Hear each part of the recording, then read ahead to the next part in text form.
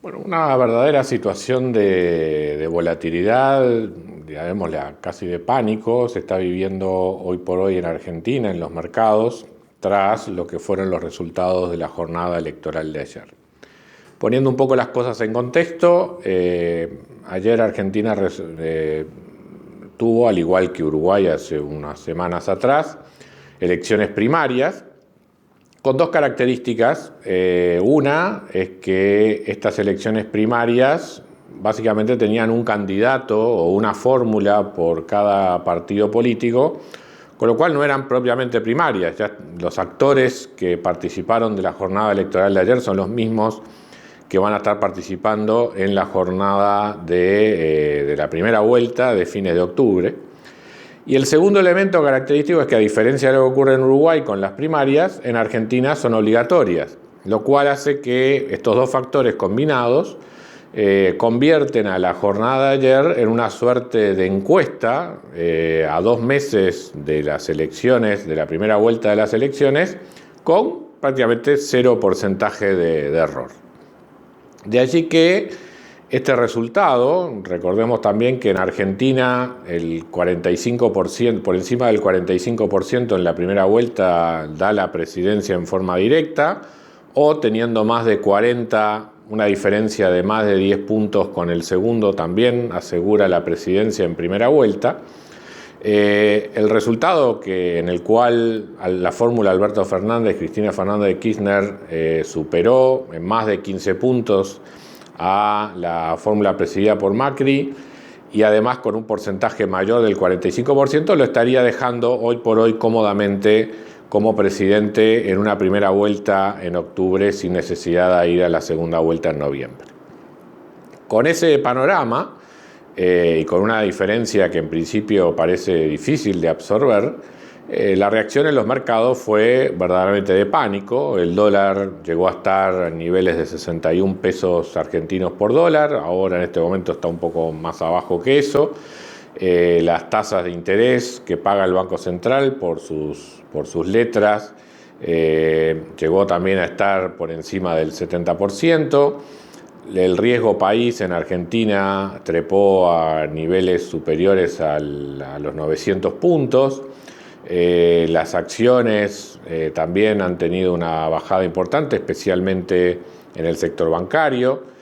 Y bueno, distintos bonos corporativos también han tenido caídas importantes, como el bono de YPF, que ha estado registrando caídas entre 20 y 30%. Entonces, la cuestión es, ¿verdad?, de alta incertidumbre, preguntándose cuál va a ser, por un lado, la reacción del oficialismo, o sea, qué medidas puede tomar Macri de aquí a octubre como para eventualmente intentar revertir esta situación. O sea, si bien es cierto que en general Macri ha votado mejor en la elección definitiva que en las PASOs, también es cierto que venía de una situación de oposición y enfrentando a un poder ejecutivo desgastado, como era el presidido por Cristina Fernández de Kirchner en las elecciones anteriores, en el 2015.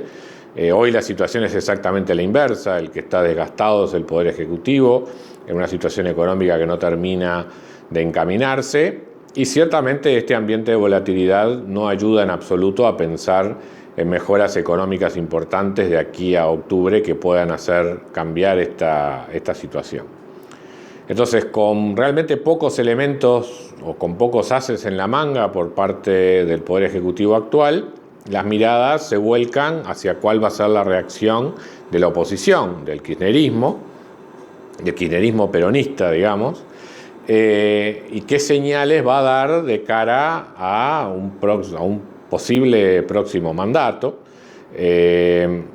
Siempre ha sido tradicional entre líderes populistas o líderes de izquierda, llegados a estas instancias, mostrar una mirada más contemplativa hacia el centro, tratando de calmar los mercados, porque a nadie le gusta o a nadie le sirve llegar al gobierno en una situación totalmente distorsionada o con la economía arrasada por una fuga de capitales.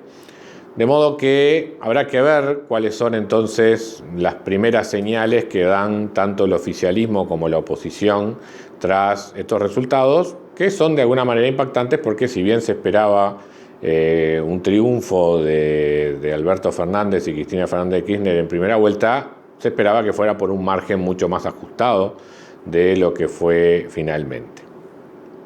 ¿Qué consecuencias puede tener esto a nivel regional, en particular para el caso uruguayo? Bueno, ciertamente esta situación del tipo de cambio vuelve a replantear la que más o menos por estas mismas fechas se daba cuando estalló la crisis cambiaria en Argentina a mediados del año pasado, que evidentemente puso a Uruguay en una situación incómoda en materia de competitividad relativa con Argentina. Esto vuelve a pasar más o menos a la misma altura del año.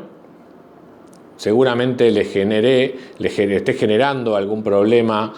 a la economía uruguaya en lo que podría ser su desempeño en el tercer trimestre,